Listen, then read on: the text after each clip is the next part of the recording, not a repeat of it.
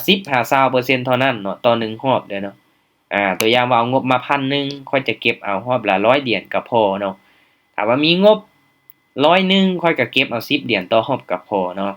อ่าเป็นการลดผ่อนความเสี่ยงเนาะถ้าว่าพลาดบาทนี้เนาะ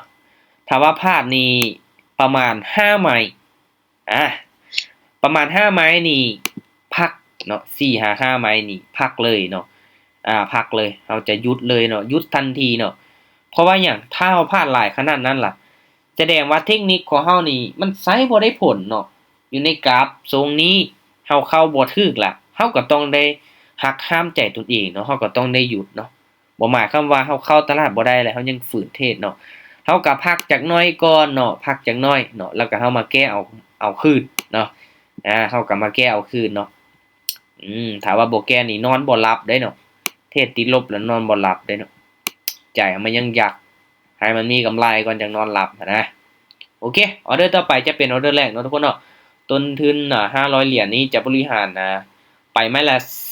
11 เหรียญ11 เหรียญเสียละคูณไป22เป็น44เป็น88เนาะแล้วก็เป็น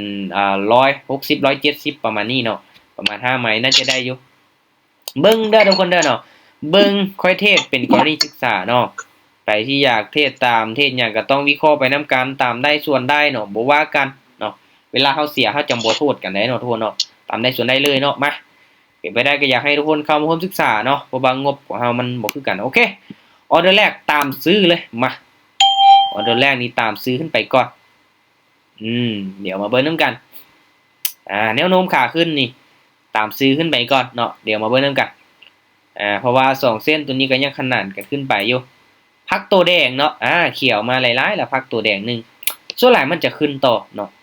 ส่วนหลายมันจะขึ้นต่อจังได๋ลูกปิดเขียวงามได้บ่อย่าเด้อย่าเทลงมาเด้ปิดเขียวก่อนปิดเขียวก่อนนิ่งไว้โอ้เรียบร้อยกราฟขึ้นไปติเก่งนะกราฟขึ้นไปอีกโอ้ยทุกคนเนาะแสดงว่าจุดนี้นี่เริ่มกลับตัวแล้วโอเคบ่เป็นหยังบ่เป็นหยังเดี๋ยวปรับเงินก่อนทุกคนสังเกตเห็นเลยเนาะเห็นบ่จุดที่มันขึ้นมาสูงนี่เนาะจุดนี้เนาะตีคร่าวๆประมาณนี้อาจจะกลับตัวโอเคบ่เป็นหยังทุกคนเนาะพลาดไปไหมนึงนี่ซิ่วๆเนาะงบของเฮายังมีอยู่เฮากับปรับเงินเนาะนี่การเดินเงินก็ค่อยโอเคทุกคนออเดอร์นี้ค่อยจะตามซื้อเลยนะมา3แท่งเทียนแดงจัดไปมันต้องพักตัวเขียวได้แล้วนะเดี๋ยวมาเบิ่งนำกันเด้อเทคนิคของค่อยนี่มันสิได้ผลบ่3แดงเขียว1ทุกคน3แดงเขียว1มาลุ้นเบิ่งนำกันมันยังได้ผลบ่ถ้าว่าบ่มีหยังผิดพลาดนี่มันต้องได้ผลเนาะออเดอร์นี้มันต้องได้ผลเนาะมันต้องพักตัวก่อนเดี๋ยวมาลุ้นเบิ่งนำกันทุกคนเนาะในเมื่อเฮาวิเคราะห์แล้วเนาะเฮาก็มั่นใจเฮากดออเดอร์ไปเลยเนาะวินบ่วินอย่ามันเฮาอย่าลังเลทุกคนเนาะถ้าว่าเฮาลังเลนี่มีโอกาสเสียเงินเนาะโอเคเห็นบ่ทุกคนบินไปในเมื่อวิเคราะห์แล้วต้องตัดสินใจเนาะต้องได้กดออกเนาะถ้าว่าเฮาลังเลเนาะบัดมันวินเด้เฮาบ่กดออกนี่จะเสียดายได้ทุกคนเนาะโอเคมาปรับเงินเป็น11 เหรียญสำหรับวิธีการเดินเงินของข้อยเนาะเอาแบบเซฟทุกคนเนาะเฮาสิไปไหมละ50ก็ได้แต่เฮาบ่เฮ็ดเนาะโอเคทุกคนออเดอร์นี้ขายบ้านนึงขายออเดอร์นี้ค่อนข้างที่จะก้ำกึ่งเด้อทุกคนเด้อเนาะก้ำกึ่งอยู่โอ้ยสลับสาเหตุเนาะทุกคนเนาะเพราะว่ากดขายนี่ถ้าว่าแท่งเทียนแดงตัวนี้เด้อมันทะลุเส้นสีส้มตัวนี้ลงมาล่ะมันจะลงมาต่อได้มันจะลงมาต่อได้เนาะมันจะลงมาประมาณนี้เนาะประมาณกลางๆมาเบิ่งนำกันว่ามันสิลงมาตามที่ค่อยวิเคราะห์ไว้บ่ลงมายาวๆติจังซั่นล่ะบ่นิ่งไว้ลูกโอ้ยโอ้ทุกคนเนาะป๊าดตัว2วิสุดท้ายมันลงมาแห้งโพดเว้ยเสียดายเห็นบ่มันลงมาเนาะฮอดจุดเก้านี่ป๊าดีดขึ้นแฮงกราฟนี้ค่อนข้างที่จะไซด์เวย์แล้วเนาะทุกคนเนาะค่อนข้างที่จะไซด์เวย์แล้วเด้อเนาะอาจจะมีเขียวมีแดงสลับปะปนกันไปโอเคคูณเงินสายคูณเงินของเขาออเดอร์นี้ตามขายอีกตามขายมาเฮงขายต้องเข้ามาแล้วล่ะทุกคนเนาะเฮงขายต้องเข้ามาแล้วล่ะอุ้ยทุกคนเนาะยังกลับตู่ขึ้นไปเนาะอุ้ย โอ้คิดว่าสิสลับเห็นบ่ทุกคนมันก่ายฐานแนวต้านเก่าขึ้นไปเลยเนาะโอ้แสดงว่าแฮงซื้อยังหลายอยู่เนาะโอ้คิดว่ามันสิสลับลงมาได้เนาะอืมต้องมาตีอีกหน่อยหนึงลูกกัดโอ้ยเนาะทุกคนเนาะมันกระเทิดลงมาแล้วกัดอีกน้อยเดียวเนาะโอ้ยบ่ลงมาเด้ป๊าดโตเห็นหยอกกันแฮงโพดเห็นบ่ทุกคนเนาะบาทนั้นลงมาได้อีกบาดยาวๆโอ้น้อยเดียวเท่านั้นออเดอร์นี้เวลายังเหลือนี่โอ้ยโคตรเสียดายเลยเกมบ่มีหยังมาออเดอร์นี้44โอเคทุกคนออเดอร์นี้เด้อตามซื้อมั่นใจละออเดอร์นี้มีโอกาสทุกคนเนาะมีโอกาสสลับเขียวมั่นใจออเดอร์นี้มาถ้าว่าบ่มีหยังผิดพลาดไปลุกขึ้นไปเพราะว่าแดงนี่มันลงมายาวโพดตัวเนาะมันลงมาแห้งโพดเด้อเนาะแม่นอยู่เนาะถึกแห้งขายเทลงมาแต่ว่ามันลงมาลักษณะแบบนี้นี่มันต้องสลับเนาะถ้าว่าบ่มีหยังผิดพลาดเฮ้ยนิ่งไว้ติอย่าเด้3 2 1โอเคสวยมานี่แหละทุกคนเนาะสายคูณเงินของเฮาสายกันวิเคราะห์ไปเนาะมาคือตามที่เฮาเบิ่งทุกคนเนาะเส้นสีส้มกับเส้นสีฟ้าตัวนี้ขึ้นมาสูงแล้วเนาะเห็นบ่เริ่มก้งละแต่ว่ามันลงมายาวแบบนี้มีโอกาสสลับเขียวสูงได้เนาะออเดอร์นี้กลับมาเดินเงินคือเก่าโอเคทุกคนออเดอร์นี้ค่อยขอตามซื้อเด้อมันลงมาแห้งโพดลงมาแห้งโพดมีโอกาสสลับเนาะมันลงมาแห้งจังซี่นี่มันจะบ่ก่อโตลงมาแดงแบบหลายไม้ติดกันเด้อทุกคนเด้อเนาะมันจะบ่ก่อโตเนาะส่วนหลายมันจะสลับเด้อถ้าว่าแท่งเทียนมันเสมอเนาะมันเป็นแท่งเทียนน้อยๆลงมานี่แน่นอนมันจะลงมาแดงหลายไม้ติดกันแต่ถ้าว่ามันลงมาแล้วแดงยาวจังซี่นี่มีโอกาสพักตัวเขียวเนาะมาออเดอร์นี้ลูกปิดเขียวก่อนกินเต็มแล้วนะออเดอร์นี้โอ้ยสวยวินโอเคปรับเงินไปต่อเห็นบ่เขาสังเกตเบิ่งแท่งเทียนมันได้ทุกคนเนาะสังเกตเบิ่งแท่งเทียนมันได้เลยเนาะถ้าว่ามันลงมายาวเนาะส่วนหลายมันจะพักตู่เด้อและออเดอร์นี้เด้อทุกคนเด้อถ้าว่ามันเป็นเขียวเนาะมันอยู่ใกล้เส้นตัวนี้เด้อมีโอกาสลงแดงเลยเนาะใช้คำว่ามีโอกาสลงแดงเลยถ้าว่ามันเป็นเขียวเนาะเดี๋ยวมาเบิ่งนำกันโอ้เป็นแดงเนาะโอเคทุกคนออเดอร์นี้ตามขายมั้ยอ้าวคิดว่ากดบ่ออกโอ้กด2เทื่อทุกคนเนาะออเดอร์นี้เด้อทุกคนเด้อเนาะสาเหตุที่ว่ากดขายเนาะทุกคนสังเกตเห็นบ่เส้นสีส้มตัวนี้นี่มันเริ่มตัดเส้นสีฟ้าแต่ว่ายังก้ำกึ่งเนาะเพราะว่าแดงตัวนี้ลงมายาวค่อยย่ามันสลับอีกไหมนึงมันจังลงเนาะแต่เสียโอ้ยแม่นอีหลีเว้ยเสียดายออเดอร์นี้ถ้าให้มันตัดก่อนทุกคนเนาะถ้าว่ามันเป็นเขียวนี่มั่นใจเนาะเมื่อกี้นี้เนาะถ้าว่ามันเป็นเขียวนี่มั่นใจว่ามันสิลงมาแดงแต่ว่าตัวนี้มันลงมาแดงก่อนหั่นนะมันลงมาแดงก่อนมันก็เลยสลับขึ้นไปเนาะโอเคบ่เป็นหยังแต่ว่าเฮากดออกไป2ไม้เนาะ21โอเคออเดอร์นี้เฮาต้องคูณเป็น40เลยเนาะว่าเฮาไป20แล้วเด้21เนาะ40 42มาโอเคทุกคนเนาะออเดอร์นี้นะออเดอร์นี้นี่เฮาตามขายเลยตามขายก่อนเนาะถ้าว่ามันเป็นไซด์เวย์เด้อทุกคนเด้อเนาะเป็นไซด์เวย์เนาะอยู่ในโซนนี้นี่มีโอกาสพักตัวลงมาได้เนาะมันขึ้นไป2เขียวจังซี่นี่เนาะมีโอกาสพักตัวลงมาได้ขอเพียงแต่แฮ่งซื้ออย่ามาหลายก็พอเนาะถ้าว่าแฮ่งซื้อมาหลายมันจะขึ้นมาฮอดจุดเก้าเลยทุกคนเนาะมาเบิ่งตอนท้ายเนาะเนาะถ้าว่ามันนิ่งจังซี่นี่โอเคเนาะขอเพียงแต่มันอย่าดีดแฮงเนาะอย่าลูกอย่านิ่งไปก่อนลูก2วิ1วิเรียบร้อยเนาะวินเห็นบ่เฮาสังเกตมึงเลยถ้าว่าจุดนี้เนาะมันขึ้นมาลักษณะแบบตัด2เส้นตัวนี้นี่เนาะแท่งเทียนเขียวขึ้นมาลักษณะแบบนี้มันจะพักตู่เนาะและมาเบิ่งนำกันเด้อมาเบิ่งออเดอร์นี้นำกันมันมี2กรณีเลยออเดอร์นี้โอเคโอเคทุกคนเนาะออเดอร์นี้เด้อตามซื้อบ้านนึงตามซื้อเห็นบ่ทุกคนเนาะแฮ่งซื้อนี่เห็นบ่ออเดอร์นี้ถ้าว่ามันทะลุลงมาแท้เด้อค่อยมักขายสุดเนาะเพราะว่าหยังเส้นมันเริ่มตัดแล้วเนาะแต่ว่า มันลงมาล่ะมันลักษณะแบบย่อขึ้นย่อลงจังซี่นี่มันมีโอกาสที่จะเป็นคู่ได้เนาะมีโอกาสที่จะ2เขียวแล้วก็2แดงมาได้เนาะมีโอกาสเนาะก็เลยตัดสินใจที่จะซื้อขึ้นไปในออเดอร์นี้เนาะตามที่สังเกตเบื้องช่วงท้ายเนาะทุกคนเนาะถามว่าบ่มีหยังผิดพลาดโอ้ยป๊าดลงมาแห้งแท้โอ้คิดว่าสิพักตัวเขียวให้ได้ ทุกคนเนาะโอ้เหลิมเลยอะไรบัดนี้เหลิมลงมาแล้วเนาะโอเคเหลิมลงมาละโอ้ลงมาสีแดงจังซี่นี่เสียงอยู่ไหนเนาะโอเคปรับเงินออเดอร์นี้ทุกคนเนาะมาเบิ่งนํกันเด้อถ้าว่าออเดอร์นี้เนาะมันจงไส้ไว้ยาวนี่ค่อยจะตามขายเลยโอเคเป็นเขียวนี่ตามขายมาตามขายเลยออเดอร์นี้อู้อุ้ยว้าทุกคนเนาะจากที่มันจงไส้บากยาวๆเนาะ1วิสุดท้ายมันลงมาจับเลยเนาะป้าโถออเดอร์นี้บ่ได้ติมาลุ้นมานํกันทุกคนเนาะออเดอร์นี้เด้อ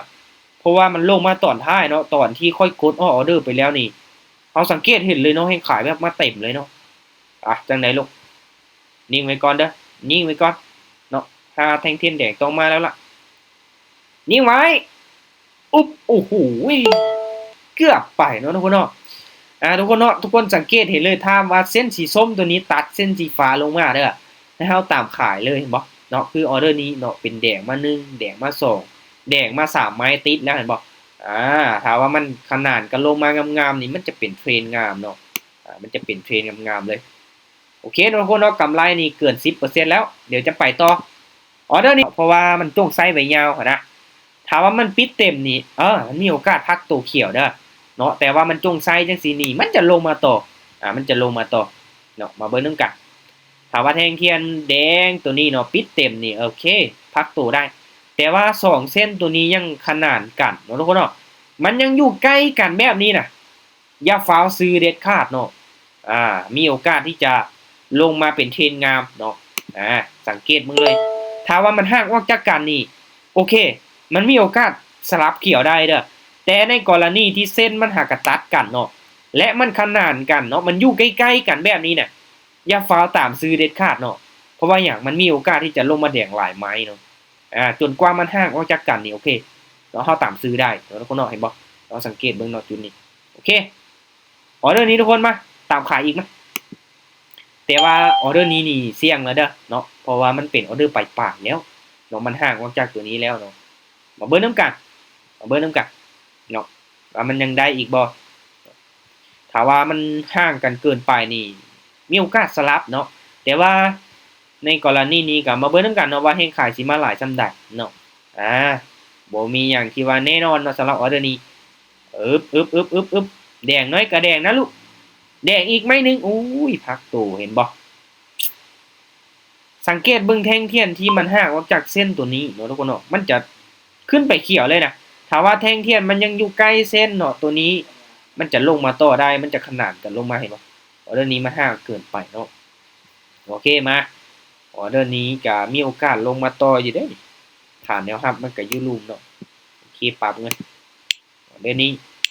โอเคทุกคนเนาะทุกคนเนาะออเดอร์นี้ค่อยจะตามซื้อบ้านนึงเนาะคือที่จริงเนาะที่จริงก็ยามันลงมาต่ออยู่เนาะเพราะว่ามันยังบ่จับทุกคนเนาะแต่สาเหตุที่กดซื้อเนาะสาเหตุที่กดซื้อเนาะค่อยเบิ่งแท่งเทียนตัวนี้เนาะมันค่อนข้างที่จะนิ่งมันค่อนข้างที่จะนิ่งคิดว่ามันสิสลับเนาะแต่ว่าโอ้ลงมาเฉยเนาะขึ้นไปติโอเคแสดงว่าลงมาต่อได้เห็นบ่คือที่ว่าเนาะออเดอร์นี้ก็ก้ำกึ่งอยู่เมื่อกี้นี้เนาะเพราะว่าถ้าว่าแท่งเทียนแดงตัวนี้เนาะมันลงมายาวอีกจังน้อยนี่แฮงซื้อนี่เริ่มเข้ามาแล้วเนาะแฮงซื้อเริ่มเข้ามาแล้วโอเคบ่เป็นหยัง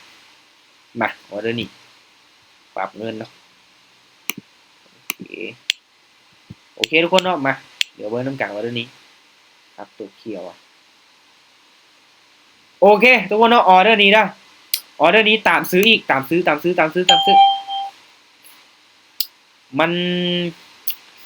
มันบ่งบอกว่ามันแฮ่งซื้อเริ่มเข้ามาแล้วน่ะเนาะสังเกตเบิ่งแท่งเทียนเขียวตัวนี้เด้อทุกคนเด้อเนาะอย่าเด้เนาะมันเป็นแท่งเทียนที่มีไส้ทั้งลุมทั้งเทิงแล้วน่ะเห็นบ่ เอิ้นว่าเป็นโดจิแต่ว่ามันก็เป็นโดจิแบบมีไส้แต่ว่ามีเนื้อเทียนแน่นะถ้าว่ามันบ่มีเนื้อเทียนนี่เป็นโดจิชัดเจนเลยเนาะเฮ้ยโอ้ยเขียวติปึ๊บโอ้ทุกคนอ้อโอ้ยบ่น่าเลยออเดอร์นี้โอ้ยน้อยเดียวทุกคนนี่แหละสายโซนเทรนเห็นบ่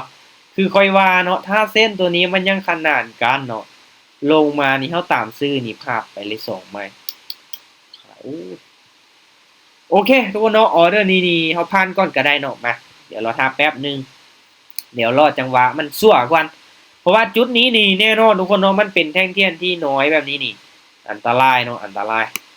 โอ้ทุกคนเราเห็นบ่ยังลงมาต่อแบบงามๆเลยโอ้แม่นตามขายลงมาตามเส้นตัวนี้ก็ดีเนาะคิดว่าจะพักตู่เห็นบ่บ่เป็นหยังเนาะเฮาก็พลาดไป3ไม้เนาะยังอยู่ในแผนของเฮาเด้ยังอยู่ในแผนเนาะเบิ่งนะออเดอร์นี้โอเคไป88เหรียญโอ้ยมาขึ้นเขียวออเดอร์นี้ทุกคนเห็นบ่มาขึ้นเขียวออเดอร์นี้เนาะที่จริงเมื่อกี้นี้คิดว่าสิตามซื้อให้สุดแล้วได้เนาะคิดว่าสิตามซื้อให้สุดแล้วเนาะแต่ว่าป่ะเนาะโอเคบ่เป็นหยังมาเริ่มแล้วเนาะเริ่มมีให้ซื้อเข้ามาละมาเดี๋ยวมาเบิ่งออเดอร์นี้เดี๋ยวมาเบิ่งออเดอร์นี้เบิ่งตอนท้ายเด้อโอเคทุกคนเนาะออเดอร์นี้ตามซื้ออีกบ้านนึงตามซื้ออีกบ้านนึงตามซื้อก่อนบ้านนึงอืมแห่งซื้อเริ่มเข้ามาแล้วเนาะทุกคนเนาะแห่งซื้อเริ่มเข้ามาแล้วขึ้นไปยาวๆลูกออเดอร์นี้พอละขึ้นไปยาวๆถามว่าบ่ยาวนี่บ่อุ่นใจเนาะเพราะว่ามันจงไส้ไว้เด้คือค่อยเว้าเนาะแท่งเทียนแดงจงไส้จังซี่นี่อันตรายเนาะอันตรายเนาะถ้าว่ามันปิดเต็มนี่แค่นี้เนาะขึ้นไปขึ้นไปอย่างน้อยกับเพียงแท่งเทียนแดงตัวนี้แล้วก็นิ่งไว้เด้อเดี๋ยวโอเคโอเคโอเคสวยออเดอร์นี้งามอืมจัดไปทุกคนเนาะเห็นบ่คือแน่นอนทุกคนเนาะมันเริ่มที่จะมีแห่งซื้อเข้ามาหลายแล้วเนาะเฮาสังเกตเบิ่งเนาะเห็นบ่ตัวนี้ปึ๊บๆๆๆเนาะมาขึ้นเขียวออเดอร์นี้แน่นอนถ้าว่ามันพักโตแดงจังซี่นี่เนาะ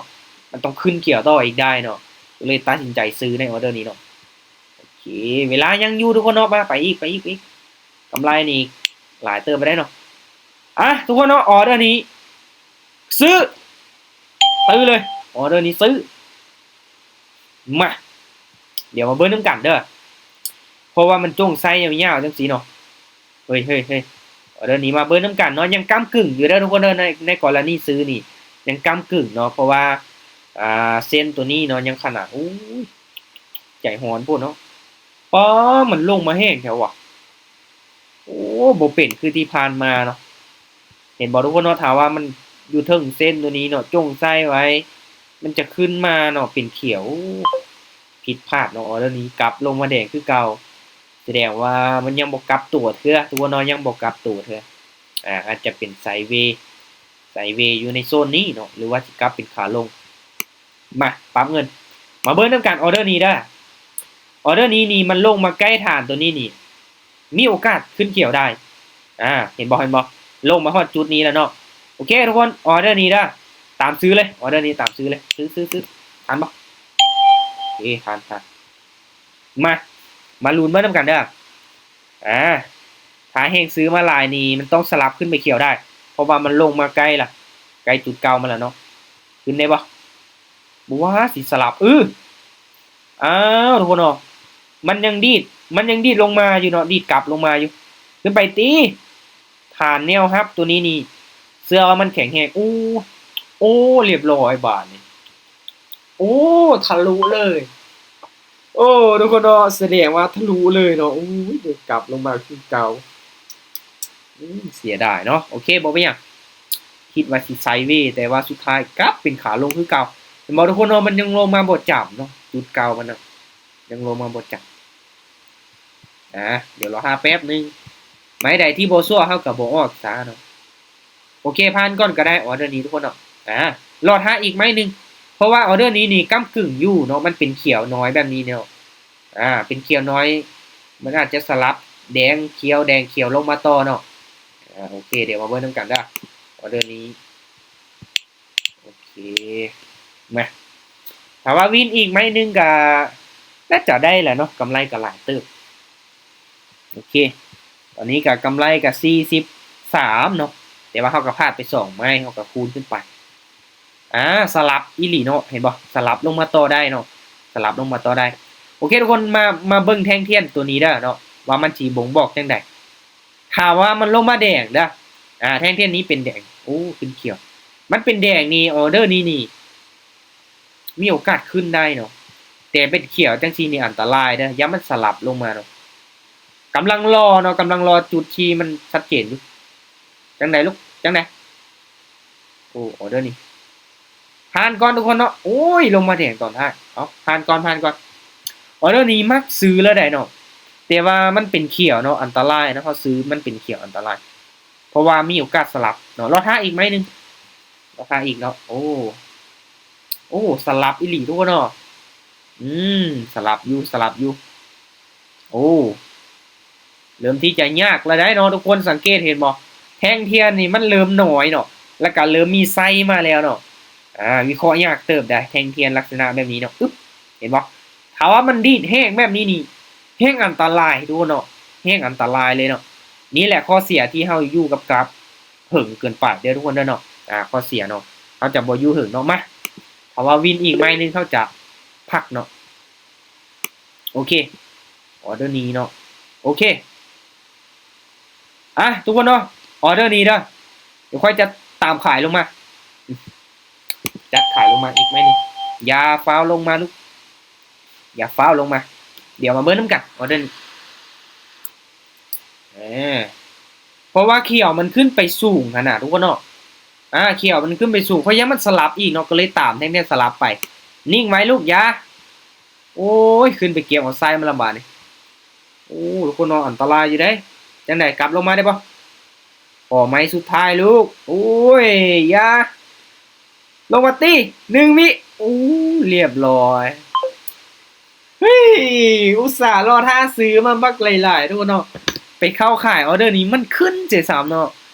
ถ้าว่าออเดอร์นี้คือเมื่อกี้นี้เด้อทุกคนเด้อเนาะออเดอร์นี้นี่โอ้มันบ่ทิ่มไส้ไว้นี่ค่อยเชื่อมันว่ามันจะปิดเขียวได้เนาะจงไส้ไว้เอ้าพลาดไป3ไม้เนาะไม้ที่4มาออเดอร์นี้ทุกคนตามเทคนิคเด้อขายเอ้า3เขียวแดง1มาเบิ่งนำกันว่าเทคนิคค่อยจะได้ผลบ่เบิ่งนำกันเด้อออเดอร์นี้จัดขายไปแล้วเนาะ3เขียวแดง1จะมาบ่มาลุ้นเบิ่งนำกันคูณเงินไปไหมที่4ตัวเนาะคูณเงินไปไหมตามได้ส่วนได้ทุกคนเนาะอันนี้บ่ว่าอยู่แล้วเนาะตามได้ส่วนได้เลยเนาะตามได้ส่วนได้เดี๋ยวมาเบิ่งนำกันค่อยกะในเมื่อวิเคราะห์แล้วค่อยออกไปเนาะได้เสียก็อย่ามันเนาะก็ตามแท้เนาะถึงแม้ว่าพลาดค่อยก็ยังมีงบคูณเงินเด้แม่นบ่โอเคสวยของแท้ทุกคนเนาะเห็นบ่เทคนิคนี้บ่มีพลาดนะกำไรงามๆเนาะเห็นบ่ค่อยก็ไปตามเทคนิคที่ค่อยเคยวิเคราะห์มาเนาะมันใช้ได้ผลเนาะออเดอร์นี้มันเกิดมาค่อยก็เข้าออเดอร์ไปทุกคนเนาะตามแผนเลยเห็นบ่ไป10เสียคูณเป็น20คูณเป็น40เนาะออเดอร์นี้50มากกว่าไป100นึงเนาะก็วินแล้วก็มีกำไรบวกมา84เหรียญเนาะ84เหรียญเกือบ85เนาะเพราะว่าต้นทุน500เหรียญเนาะก็ปันมาเนาะไปไม้ละ10เหรียญ20เหรียญพลาดวินเท่ากับคูณเงินเห็นบ่การเดินเงินนี้สำคัญเลยทุกคนเด้อเนาะการเดินเงินนี่สำคัญหลายเด้อเนาะถึงแม้ว่าค่อยจะพลาดฮอด3ไม้เห็นบ่แค่มาวินไม้ที่4น่ะก็ยังมีกำไรเนาะบางคนนี่เทรดเก่งก็ค่อยอีกเนาะพลาดแต่ไม้1 2ไม้บัดสุดท้ายพอร์ตแตกกำไรบ่มีค่อยก็งึดเดินเงินบ่เป็นระเบียบเนาะเฮ็ดให้เสียนั่นน่ะทุกคนเนาะเฮาเดินแบบนี้นี่เป็นการเซฟที่ดีเลยพลาดไม้1 2ไม้ก็อย่ามันทำมาวินไม้ที่3เท่ากับยังมีกำไรเห็นบ่ทางงานการเดินเงินนี่สำคัญเด้อพยายามเซฟเดินเบาๆเนาะเฮาคูณเงิน5ไม้นี่เฮาต้องมั่นใจเด้ว่าสิบ่พลาดเนาะ5ไม้เนาะมีงบคูณฮอด5ไม้ล่ะตัวเองเทรดพลาด5ไม้นี่แสดงว่าขาดทุนเลยเนาะทุกคนเนาะโอเคทุกคนสำหรับรอบนี้ก็ถือว่าประมาณนี้เนาะสำหรับในการวิเคราะห์กราฟเด้อทุกคนเด้อเนาะถ้าเป็นไปได้นี่อยากให้ทุกคนเข้าไปเทรดช่วงที่มันชั่วเนาะแท่งเทียนมันชัดเจนมันบ่สวิงแฮงปานใดนี่น่าจะวิเคราะห์ง่ายเนาะคือมื้อนี้นี่ทุกคนเห็นว่าแท่งเทียนมัน มันค่อนข้างที่จะมีไส้ยาวแบบนี้ก็อันตรายเนาะแต่หลักๆก็ให้เทรดตามเทรนด์เนาะได้กำไรแล้วช่วงนี้เฮาพักเลยเนาะเฮาบ่อยู่หึงเนาะมันลงมาที่เฮาตามขายวินไป 4-5 ไม้เฮาก็พักเนาะเอาบ่หลายเนาะเอารอบละ 10% มันก็นี่กายแล้วเนาะเห็นบ่จน10ปลายเนาะประมาณ15เนาะเกือบๆประมาณนั้น15-16%ของต้นทุนเนาะโอเคทุกคนสำหรับรอบนี้ถือว่าเวลาก็พอดีเบิดเลยเนาะขอบใจทุกคนที่เข้ามาร่วมเนาะไว้เป็นมื้อหน้าค่อยจะแจ้งลงไปอีกเนาะว่าจะเปิดมีตติงเทรดโมงใดเนาะติดตามอยู่ในกลุ่มเด้อทุกคนเด้อเนาะขอบใจทุกคนที่ว่าเข้ามาร่วมศึกษานำกัน ตั้งใจทุกคนเนาะทุกๆการลงทุนเนาะมันมีความเสี่ยงผลตอบแทนสูงนี่ความเสี่ยงยิ่งสูงก็ให้ทุกคนศึกษาให้มันดีๆเนาะก่อนที่ว่าจะตัดสินใจเข้ามาลงทุนเด้อทุกคนเด้อโอเคสำหรับมื้อนี้บ๊ายบายทุกคนเจอกันใหม่มื้อต่อไป